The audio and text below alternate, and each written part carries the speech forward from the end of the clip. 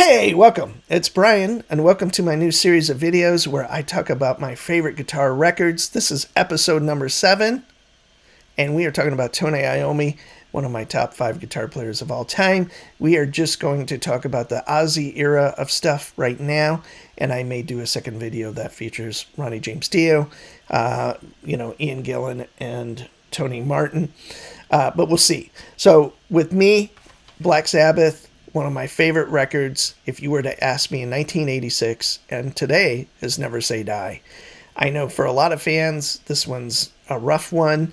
I personally think it's almost their perfect album, and I can't think of one song I don't really dig. Even the absurdity of Johnny Blade. There's just something, the guitar tone, it's just so unique and so kind of searing and kind of slicing. Never Say Die, incredible song. Junior's Eyes, love that. A Hard Road, I think that sung by Bill Ward, I think. Shockwave, Air Dance, Over to You, Breakout. Oh, Swing in the Chain, I think that's the one that is sung by Bill Ward. But totally, I'm looking at it, I'm going to say it's the perfect album as far as Black Sabbath goes. So a lot of people cite Technical Ecstasy as better than this, but Technical Ecstasy has a few songs on it that are really duds for me. So anyway, and then the one that I would say is number 2 is, of course, the original one, the first record, Black Sabbath. And although, it's quite the bluesy influence thing to some degree, harmonica and all of that, we wouldn't have metal if it weren't for the song Black Sabbath, or at least it'd be different. And the rest of the record, NIB, just all of it. A Bit of Finger, The Wizard, just, a cornerstone record for me. And so I consider both Never Say Die and the first Black Sabbath albums to be perfect albums, and some of my favorite albums of all time, even 35 years later or whatever it is. Next up, Sabbath, Bloody Sabbath. It's kind of an interesting record because I really, really love it. But the next record is kind of in contrast, but they're right next to each other. This one is a dark album, but man, all the songs are killer on it. The guitar tones, the down-tuned stuff, super influential record. And there's just, I don't know where they were, but it might have been a pretty dark place, and I totally dig it. A National Acrobat, Fluff, Sabracadabra, Killing Yourself to Live, Who Are You, Looking for Today, Spiral Architect. Man, this is actually, I don't listen to this as much anymore because there's another record we're about to talk about that has taken over for it, but that's also a perfect Black Sabbath record, or a perfect record, period. Next one, I love it so much, I bought the box set. Volume 4 is kind of like the predecessor to Sabbath, Bloody Sabbath, but in a way it's got a little more joy in it, but they were definitely deep into lots of drugs right here. And just Wheels of Confusion, Tomorrow's Dream, Changes, I love that song. I know it's probably worn out. Ep.6 is that kind of, feedback and stuff like that, kind of silly, but pretty amazing. Supernaut, incredible. St. Vitus Dance, Under the Sun, one of my favorite Black Sabbath songs. So, Volume 4, an incredible record. And then I'm going to switch to one that I don't know where people fall on this. I don't really care, but Sabotage.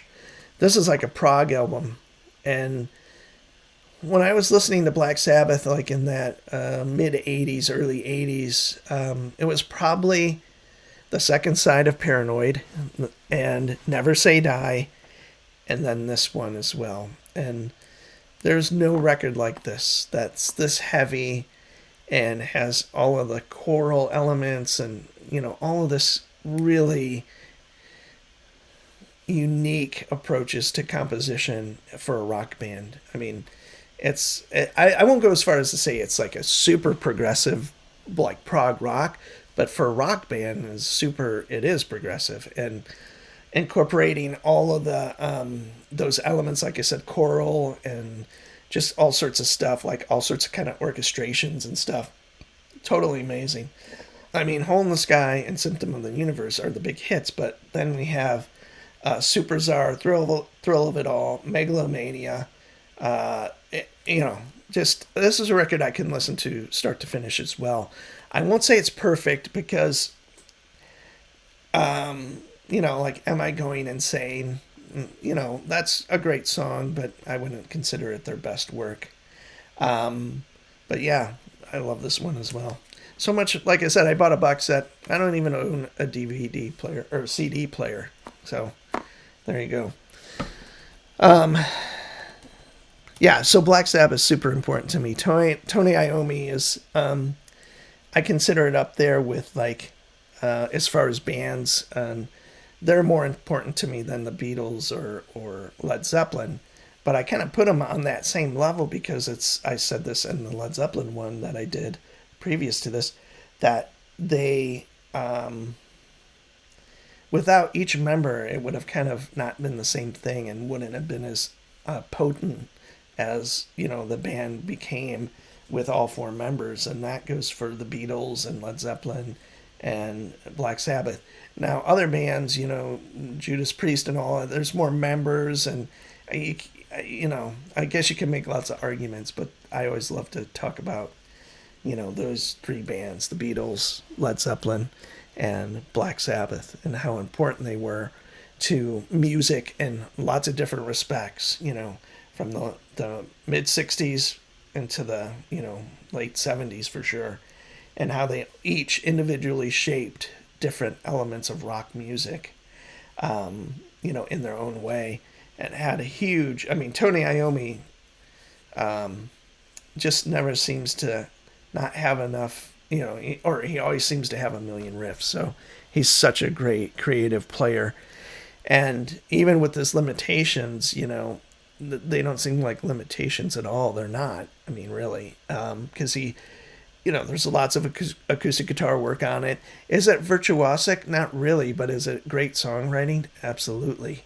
And sometimes the simpler is the more effective route as far as composing a great song. And but his riffs are relatable, and they're so fun when you first start playing guitar because you can kind of pick them up, and they're not that complicated, but they're just heavy and truly, truly iconic. So Tony Iommi is definitely in my top 5 guitar players. And if you have thoughts on records, your favorite records, or, you know, maybe even the Dio stuff or whatever, I'd love to hear it. This is Brian, and thanks for watching.